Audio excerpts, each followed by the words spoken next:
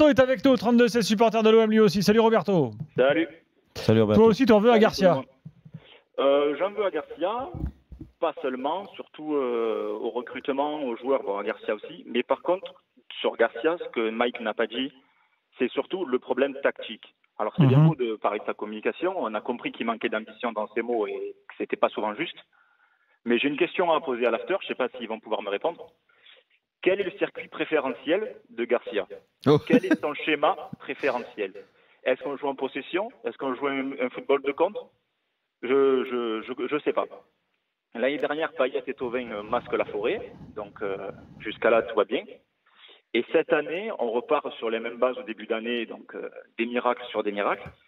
Mais en tant que footballeur un peu averti pour ayant joué au ballon à un certain niveau et comprendre un peu quelque chose, et étant abonné aussi au Vélodrome tous les matchs avec des amis, on se pose la question à chaque fois. On regarde des relances de Mandanda, court, long, les déplacements de chaque joueur sur le terrain. Il n'y a aucun lien dans cette équipe.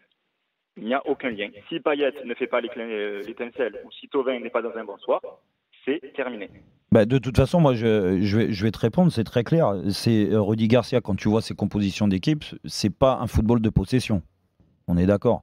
Quand tu vois le style des joueurs qui peut mettre, ne serait-ce que des joueurs sur les côtés ou les premiers relanceurs avec sa charnière, sauf quand il fait redescendre Luis Gustavo derrière.